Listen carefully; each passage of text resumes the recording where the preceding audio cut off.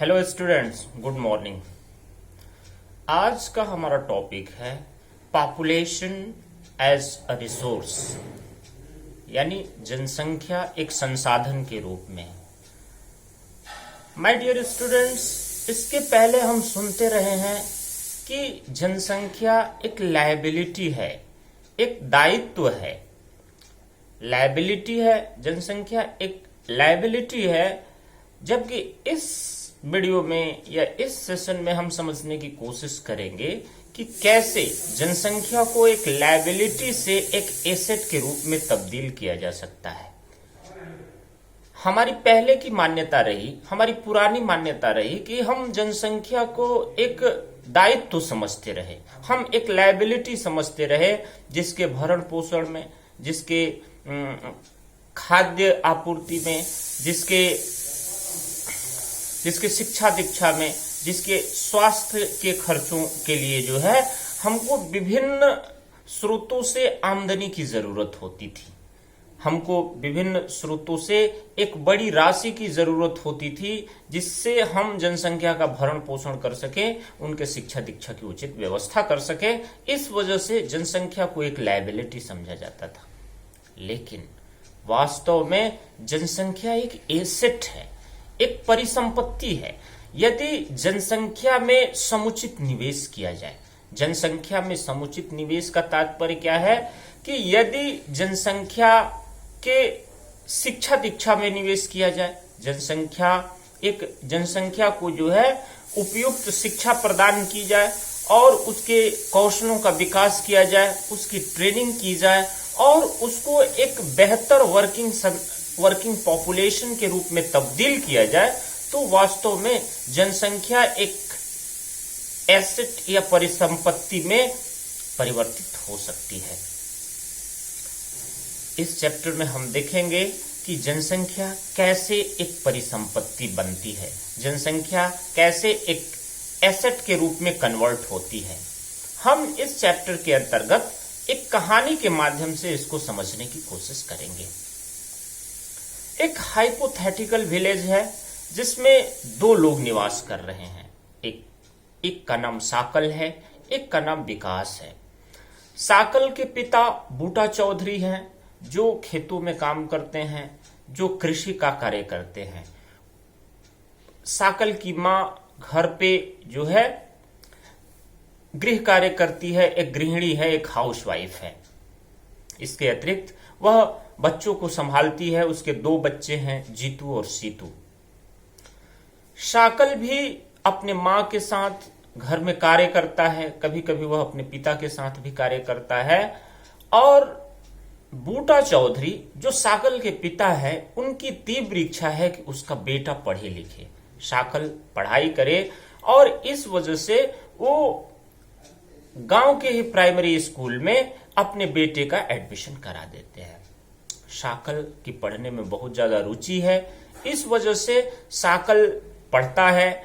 आगे वह जो है मैट्रिकुलेशन भी पास कर लेता है। उसके बाद वोकेशनल कोर्स के लिए, कंप्यूटर कोर्स के लिए उसके पिता लोन ले लेते हैं और उसके बाद साकल कंप्यूटर कोर्स में एडमिशन कर ले लेता है और वह एक सॉफ्टवेयर निर्माता के रूप में या सॉफ्टवेयर इंजीनियर के रूप में निकलकर समाज में प्रवेश करता है।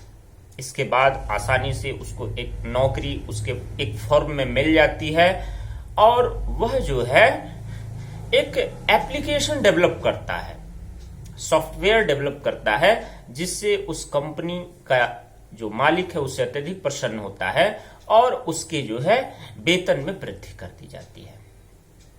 एक कहानी का एक दूसरा भाग है। जैसा कि मैंने पहले बताया कि कहानी में दो लोग हैं, एक साकल है, एक विलास है। तो अब हम विलास की कहानी देखते हैं। विलास एक ऐसी महिला का बेटा है जो एक भूस्वामी के यहां से मछलियां खरीदती है और मछलियां खरीद करके वह बेचने का काम करती है। मछलियों को बेचने से उसे ज्यादा से ज्यादा 150 रुपए रोज मिलते हैं। जिससे वह अपने दैनिक खर्चों की पूर्ति करती है। वह विलास के लिए कोई शिक्षा दीक्षा की व्यवस्था नहीं कर पाती है। विलास जो है घर में रह के अपने भाइयों बहनों को संभालता है। इसके अतिरिक्त कभी कभी वह अपनी माँ के काम में भी हाथ बटाता है और एक समय के बाद विलास को आर्थराइटिस हो जाता है। विलास को जो है किसी अच्छे डॉक्टर को दिखाना संभव नहीं हो पाता है क्योंकि उसकी माँ के पास उतने पैसे नहीं है कि एक वेल एजुकेटेड डॉक्टर को दिखा सके या उसके इलाज की व्यवस्था कर सके। लेकिन उसके बाद माँ का देहांत हो जाता है, विलास की माँ का देहांत हो जाता है और जो है विलास को अपने माँ के ही व्यवसाय को आगे बढ़ाना पड़ता है और उसका जीवन अत्यधिक कठिन होता है। इन दो कहानियों के माध्यम से हमने देखा कि किस प्रकार से विलास और शाकल दोनों के जीवन में कितना अंतर है। एक व्यक्ति के ऊपर जो है निवेश किया गया, शिक्षा पर निवेश किया गया, जिसकी वजह से वह एक प्रोडक्टिव एसेट बन सका। शाकल एक प्रोडक्टिव एसेट बन सका, समाज में अपना योगदान दे सका और वहीं विकास एक लायबिलिटी के रूप में समाज में रहा। शाकल एक एसेट इसलिए बन सका क्योंकि उसके ऊपर शिक्षा दीक्षा की व्यवस्था के ऊपर जो है खर्च किया गया और उसको एक जो है परिसंपत्ति के रूप में तब्दील किया गया। माय डियर स्टूडेंट्स, अब हम समझने की कोशिश करेंगे आर्थिक गतिविधियां। आर्थिक गतिविधियां बेसिकली 3 प्रकार की होती हैं। प्राथमिक आर्थिक गतिविधियां, द्वितीयक आर्थिक गतिविधियां और तृतीयक आर्थिक गतिविधियां।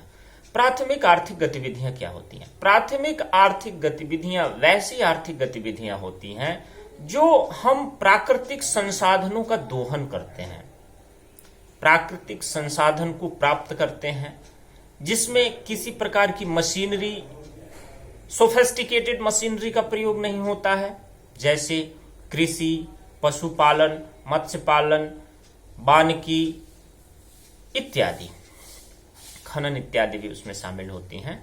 द्वितीयक आर्थिक गतिविधियां, द्वितीयक आर्थिक गतिविधियों के अंतर्गत हम विनिर्माण क्षेत्र को शामिल करते हैं। इसके अंतर्गत हम प्रकृति से प्राप्त होने वाले कच्चे पदार्थों को संसाधित करते हैं और उसके बाद जो है फिनिश्ड प्रोडक्ट्स का निर्माण करते हैं।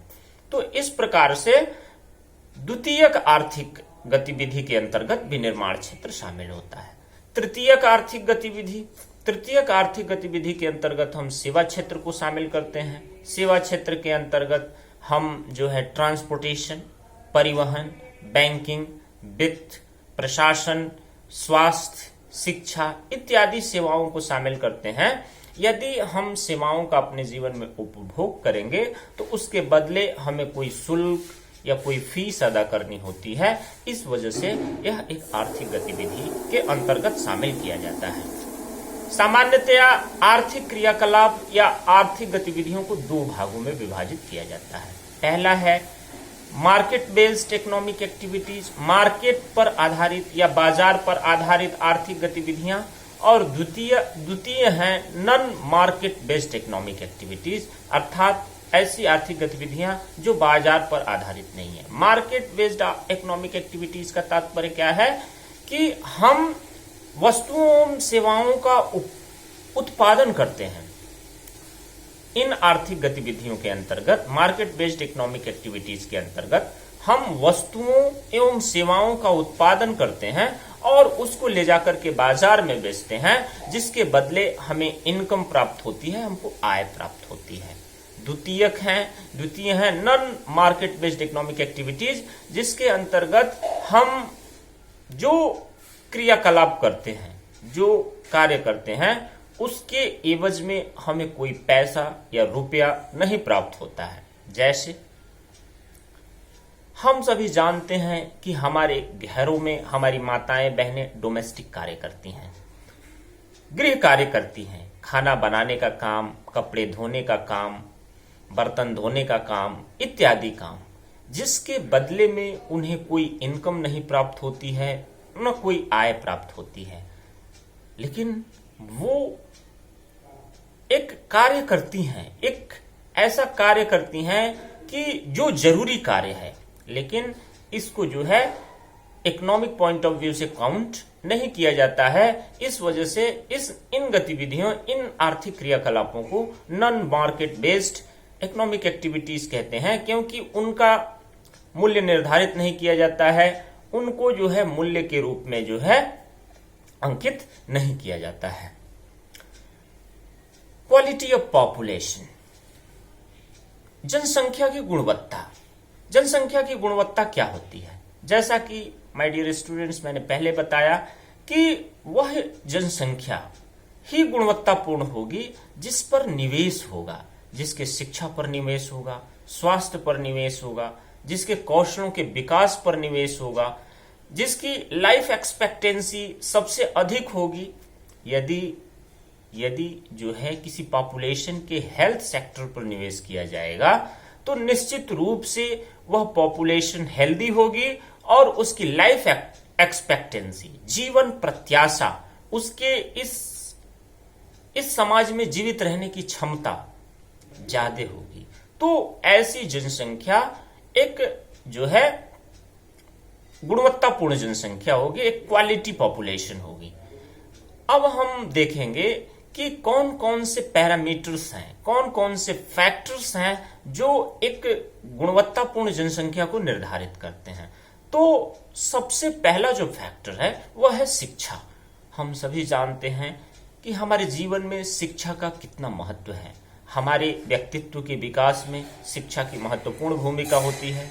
शिक्षा हमें जो है विकास के अवसर प्रदान करती है और शिक्षा ही हमें एक पूर्ण संसाधन के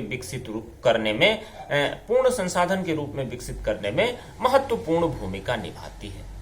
इसीलिए हमारे देश में शिक्षा के लिए अनवरत प्रयास किए गए हैं। शिक्षा को जो है हमें हमारे संविधान में या हमारी व्यवस्था के अंतर्गत मुख्य फोकस या केंद्र बिंदु के रूप में निर्धारित किया गया है।